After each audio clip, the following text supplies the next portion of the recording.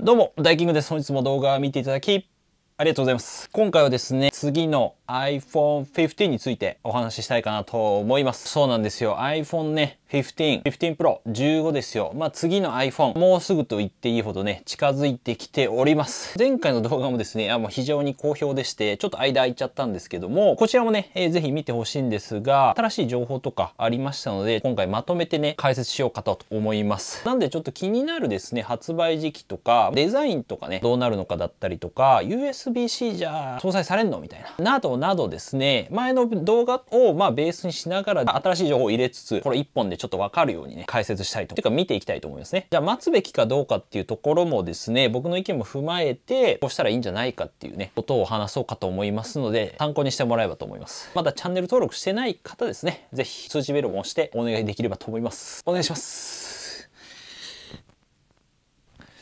はい。では、やっていきましょう。サクッとね、今のモデルどんな感じなのかっていう iPhone ね、大事になってくるんで、おさらいしたいと思うんですけども、今の iPhone 14ですね、大きく分けて2つでして、プロと、あと、普通の、いわゆる無印と言われるね、追放のモデルがありますと。プロが14 Pro と、プロマックスですね。画面の大きさ 6.1 インチ、6.7 インチで分かれていて、無印のモデルも iPhone 14と iPhone 14 Plus っていうね、ものが、この14からね、プラスモデル出たんですけども、大きい違いといえばカメラとディスプレイかなと思います。今回14 Pro で4800万画素っていうね、カメラが載ったりしたので、画素数が違ったりとか、画面の部分で言うとダイナミックアイランドっていうね、ものが搭載されまして、いわゆる画面生き物みたいに動くんですよね。地味に便利なんですけども、動画見るとき邪魔だよとかっていう意見もあるんですけども、今現在ですね、この14 Pro を使ってまして、金がね満足ではあるんですけど、質感とかもいいですし、ちょっと重いですけど、カメラも綺麗ではあります。そういったところでね、大体上げてるんですけども、ただやっぱバッテリーに関しては不安がね、残るかなっていうところはありますね。これに関してはちょっとレビュー動画で、詳しく話そうと思ってますので、長期レビューをね、今準備してます。アクセサリー類のね、動画とかも結構好評ですので、iPhone 便利に使いたいよって方ぜひね、これ見てもらえばなと思います。さらに便利に使ってほしい。ということで、じゃあ次の、iPhone 15どうなるのかっていうところですね。気になりますよね。見ていきましょう。まずはやっぱ気になるデザインの部分なんですけども、基本的にはね、結論から言うとそんなに変わんないかなっていうところではあるんですが、最近の中では大きい変化になるんじゃないかなと思います。iPhone 15から見ていきたいと思うんですけども、9 to 5 Mac って記事ですね。前回も紹介しましたが、大きい 6.2 インチディスプレイって書いてあるんですけども、で、ダイナミックアイランドの搭載ですね。大体 iPhone2 年ごとにデザインの変更っていうのが、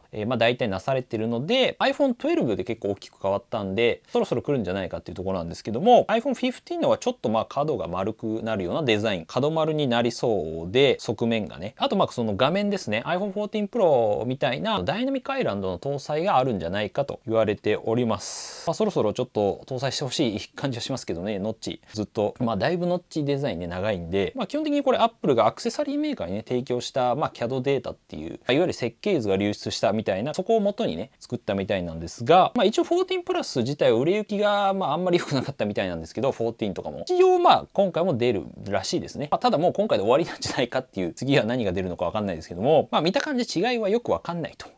いう気がしますね。iPhone 15のカラーですね。ついても出てきてまして、爽やかね、ちょっと濃いめのブルーとか、あとピンクとか、あとグリーンあたりがね、刺されております。14では最近イエローがね、春先に登場しましたけど、今あるものだとパープルとかブルーですね。ちょっと薄めなカラーであるんですけども、こちらイメージ画像でございまして、ブルーって結構人気色もあるので、ブルーは採用されるのかなっていう、14でもあったんでどうなのかなっていう感じなんですけど、あとグリーンとかですね、iPhone 12とか、iPad Air とかでもありましたけど、その時みたいなその薄いイメージものなんじゃないかなと思います。ピンクは結構どぎつい感じですけども、どうなんだろうね。ピンクは意外と、14ではなかったので、出てほしいなって思うんですけども、15 Pro ですね、に関しても新色の噂がございまして、レッドですね、まず。赤色は結構前々から言われておりましたね。で、あと今回出てきたのは、Apple Insider によると、ブルーもあるんじゃないかみたいなことを言ってますけど、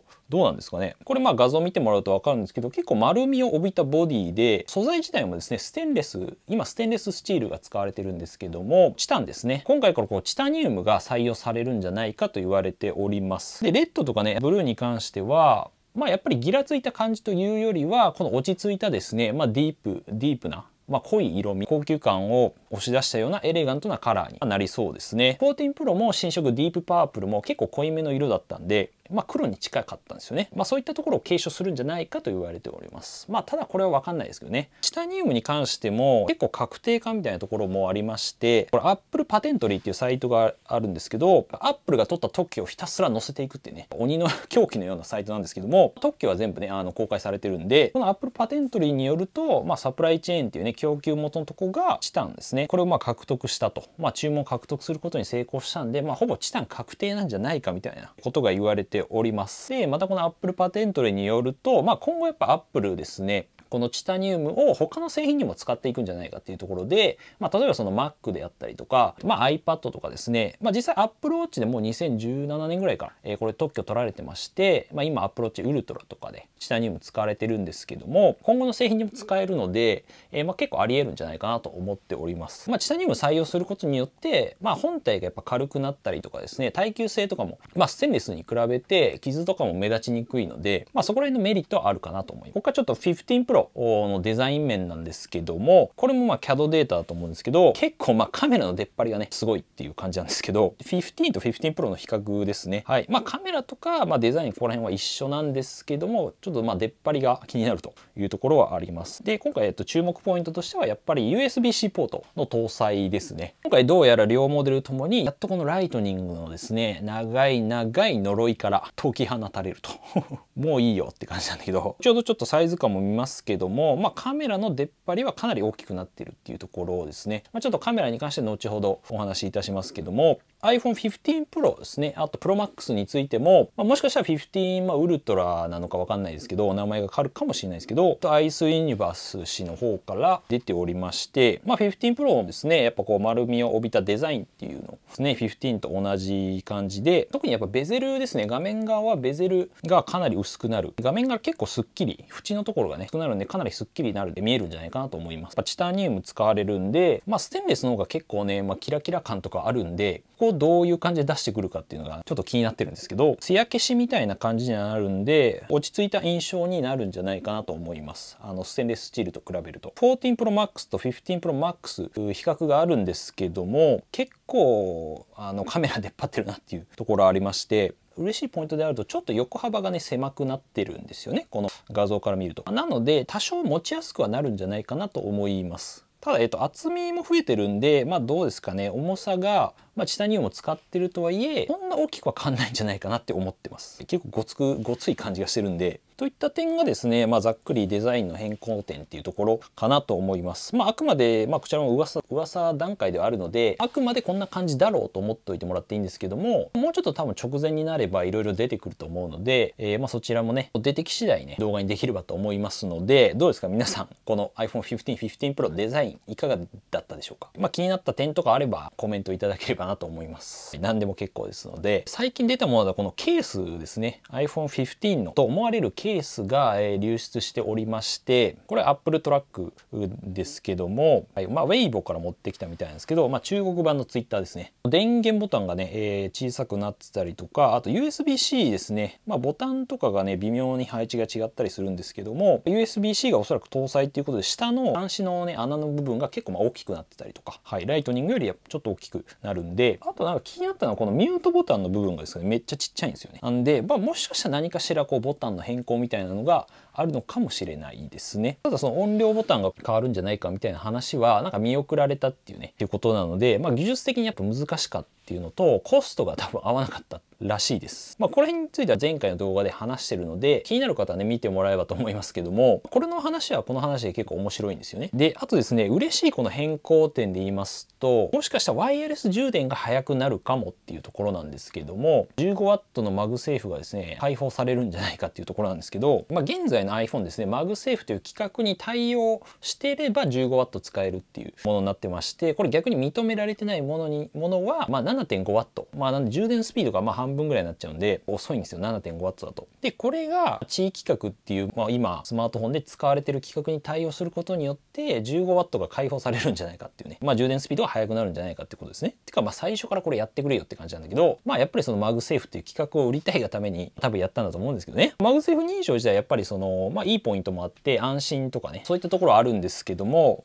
純正の例えば充電器とかはなかなかやっぱ価格が高かったりするんで、普通に買ったら6000円ぐらい。今は Amazon で5000円ぐらいでありますけども、もちろんその安心っていうのはあります。ただいわゆるサードパーティー製って言われる、純正以外のものもですね、15W これ使えるようになれば、充電器が対応してればですけど、高速充電が一応ね、できるようになるかもしれないんで、ここはちょっと期待したいかなと思っております。はい、わかんないですけど、嬉しいポイントで言うと、最近出てきた、バッテリー容量のアップですね。なので、つまりそのバッテリーの持ちがですね、良くなるんじゃないかと。すでに結構、iPhone いいっちゃいいんですけど、バッテリーの容量自体が、だいたい10から 15% ぐらい増えるんじゃないかっていう、話が今出てきてます。特にやっぱりちっちゃいのの、小型のね、6.1 インチの、iPhone、15とか、15 Pro の方のモデルですよね。さらに良くなるんじゃないかという話がありまして、だいたい iPhone 15がですね、3877mAh。プラスとかそもそも MAX とかねいいんですけども、15 Pro が 3650mAh で、このツイートだと10%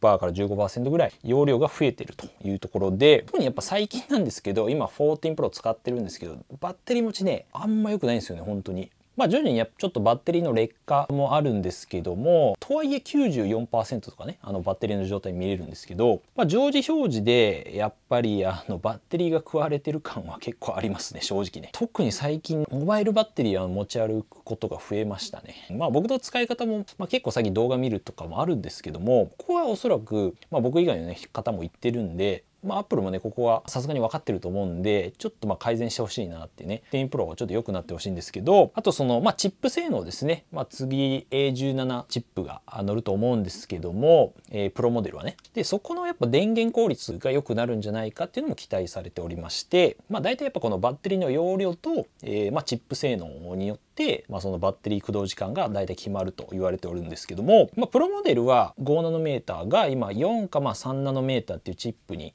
なるんじゃないかって言われてまして、ざっくり言うと賢くなって電力消費っていうのがね下がる、電力効率が良くなるんで、実際その使う電力が下がるっていう感じですかね。同じことしてるけど、ここは、結構注目されてまして、ここでどうなるかが、例えば次のMacBook とかのチップですね、M3 チップとかも、やっぱこの iPhone のチップがねベースになってきますんで、じゃあ M3 チップどうなるのかっていうのもここで結構なんとなく分かります。なんで3ナノメーター使われればどうだろうね、 iPhone 14のモデルにプラス2時間ぐらいの伸びは期待してもいいんじゃないかなと思っております。そこら辺が現実的な感じですね。バッテリーをちょっと改善してほしい。次はカメラの進化についてですね。基本はやっぱりそんな変わんないかなと。もうスマホのカメラもう結構限界まで来てる感じはあるんですけども、今回は基本的には15 Pro Max のアップデートが一番大きいんじゃないかと言われてまして、ウルトラに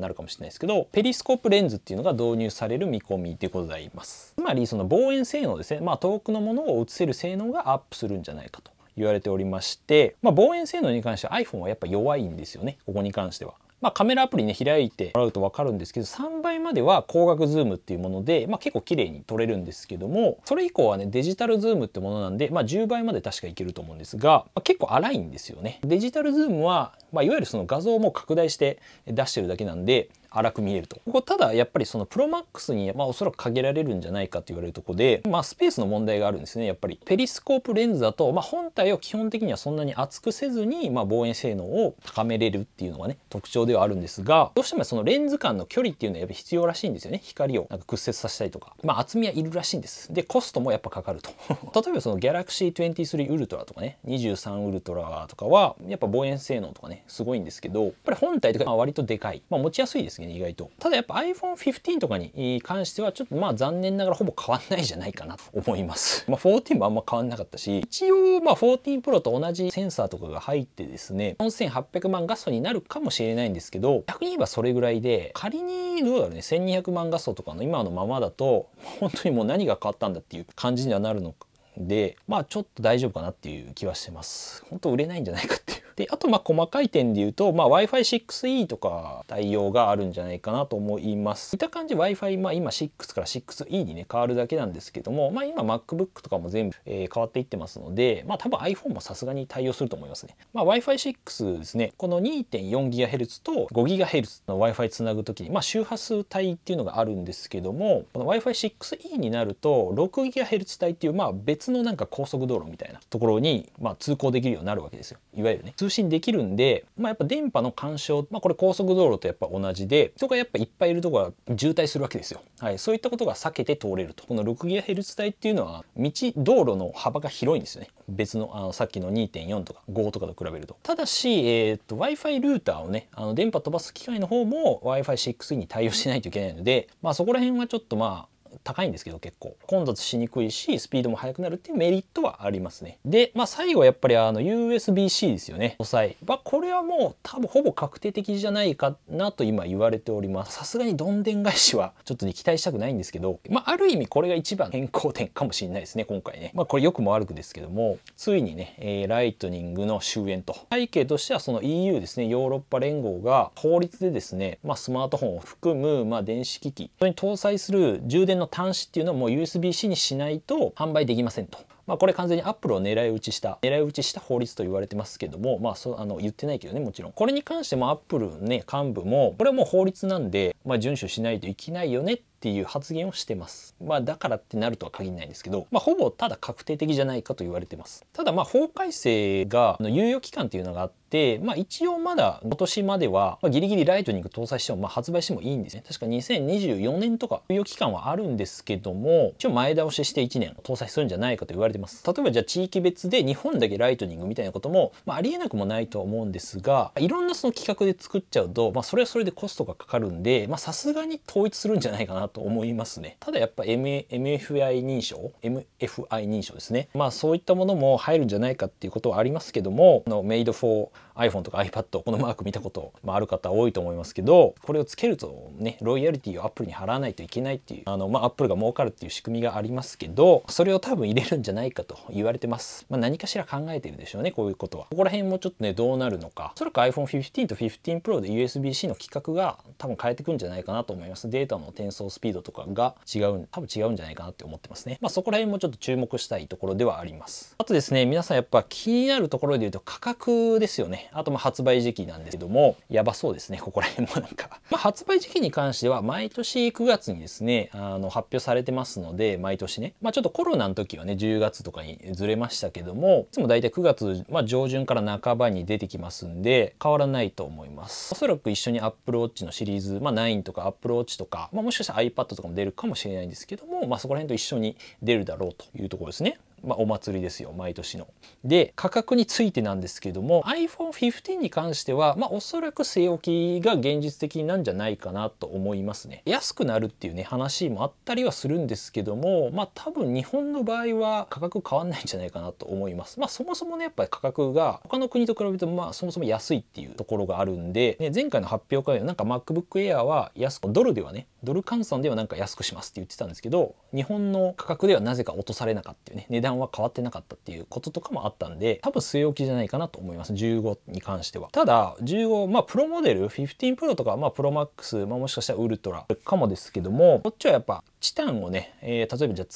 使うんで多分上がるんじゃないかなの予想が多いです。てか僕もそう思います。例えば100ドル上がるっていうね噂があるんですけども、こちらはですね、で iPhone マニアさんからのこれ引用にはなるんですけども、いろんなパターンがあったんですよ。プロマックスだけじゃあ200ドル上がるとかっていうのがあったんですけども、例えばじゃあ100ドル値上げされた場合、日本円に換算したやつがあって、これめっちゃ分かりやすかったんで使わせていただいたんですが、例えば今14 Pro が14万9800円とかですね。で15万ぐらいが、16万4800円とか128ギガで高えなっていう